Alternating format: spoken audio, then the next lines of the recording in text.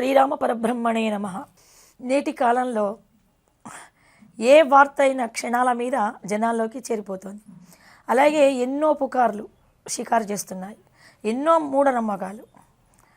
దాన్ని కొంచెం చదువుకున్న వాళ్ళైనా ఆలోచించి చేయాలి.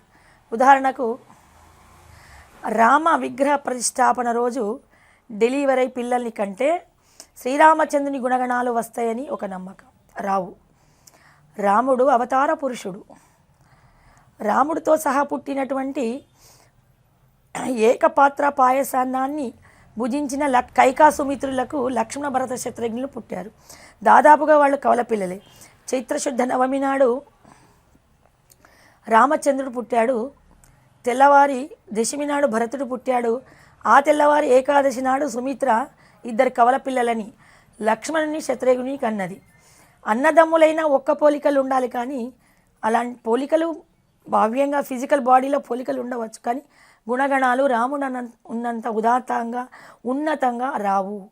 అలాంటప్పుడు ఈ కలికల్మషాలతోని ఈ కలికాలంతో కేవలం మందుల మీదనే పెరిగే పిండస్తు శిశువులకు శ్రీమన్నారాయణుని పోలికలు రావు. అది మీ అపోహ మాత్రమే. ఆరోగ్యంగా ఎప్పుడు డాక్టర్స్ ఆపరేషన్ చేయమంటే అప్పుడు చేయించుకోవాలి. అప్పుడు మీకు ఎప్పుడు వస్తాయి? శిశువు అనేది 5వ మాసంలో ఉండగానే బుద్ధి జ్ఞానం వికసిస్తుంది. గర్భిణిగా ఉన్నప్పుడే రామచరిత్రం వింటే, రామ గుణగణాలు చాలా మననం చేస్తే అప్పుడు రావచ్చు, వచ్చే అవకాశాలు ఉన్నాయి. ఎందుకంటే అసురకులంలో పుట్టినటువంటి ప్రహ్లాదుడికి విష్ణునామ మహిమతోని విష్ణు కీర్తనతోని భాగవతోత్తముడైనాడు. గర్భస్థ శిశువులు ఉన్నప్పుడే 4 నెలల 15 రోజుల నుండే స్టార్ట్ అవుతుంది మేధా వికాసం. అప్పుడే స్త్రీలింగం పుల్లింగం ఏర్పడతాయి.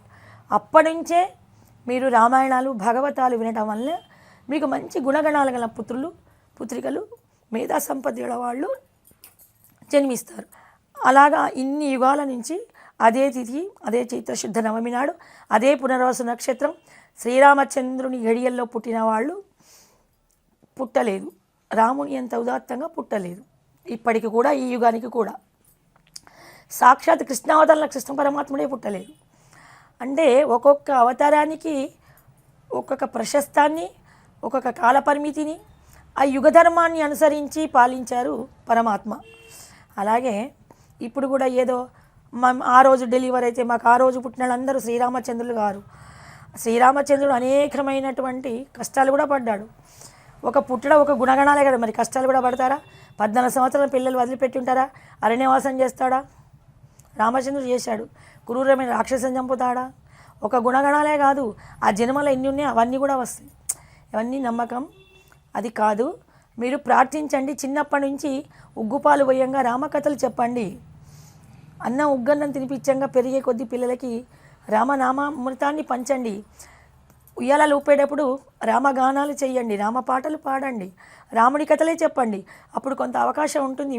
మీ బాలలు మీ పిల్లలందరూ కూడా రాముని యొక్క గుణగణాలను చిన్నప్పటి నుంచి ఉగ్గుపాలతో అలవరుచుకుంటారు. అలా ఒక మంచి సమాజానికి పునాది వేయండి. అలాంటి మాతృమూర్తులందరికీ కూడా శతకోటి వందనాలు చేస్తున్నాము.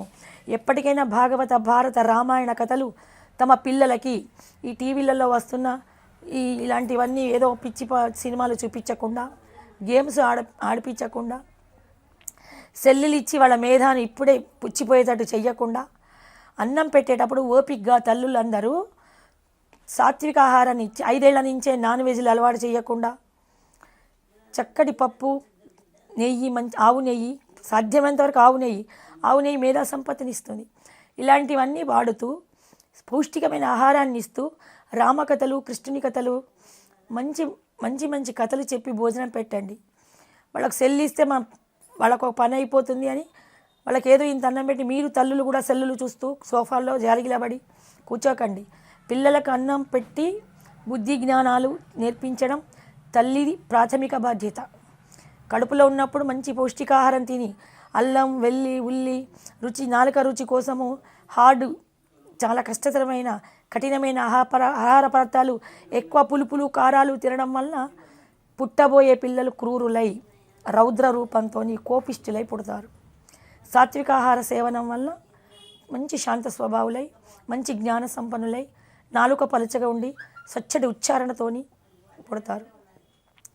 పిల్లలకు కనీసం 3, 4, 5 సంవత్సరాలు వచ్చే వరకు నాలుకకు పడనటువంటి ఒత్తైన కారాలు, మసాలాలు, ఇవాళ రేపట్లో అందరూ పానీపూరీలు, సమోసాలు అవన్నీ బయట ఏవేవో నిబద్ధత లేని ఆహార నియమాలు లేనిటువంటి అటువంటి ఆహారాలు తినడం వల్ల చిన్నప్పుడే వాళ్ళకి యాసిడిటీ తయారవ్వడము, మలబద్ధకం చేరడము, స్థూలకాయం రావడము, అనారోగ్య లక్షణాలు కనబడడము, పళ్ళు ఊడపోవాల్సిన టైంలో కాకుండా తర్వాత పళ్ళు ఊడిపోయినా కూడా పుప్పు పళ్ళు రావడము, ఇవన్నీ కూడా తల్లిదండ్రులు సరి అయిన పెంపకం లేకపోవడం వల్ల చిన్నపిల్లలే తల్లిదండ్రుల మీదకి లేవడం, అవి గొప్ప అనుకొని వాటిని మనం సెల్లులలో వాట్సాప్లో పెట్టి అదొక పోస్ట్గా పెట్టి నవ్వుకోవడం, ఇవన్నీ కూడా మంచి పద్ధతి కాదు. పిల్లల్ని ఎలా పెంచాలి అనేది రామాయణం నేర్పింది, నేర్చుకోండి. గర్భిణి ఎలా ఉండాలి లక్షణాలు రామాయణంలో సీతమ్మ వేబిలలో ఉంది, నేర్చుకోండి. అలాగా పెంచండి. కానీ ఏదో రామ విగ్రహ ప్రతిష్టాపన రోజు ఆపరేషన్ చేయించుకుంటే రాముడు లాంటి పిల్లలు పుడతారు అనేది ఒక మూఢనమ్మకం.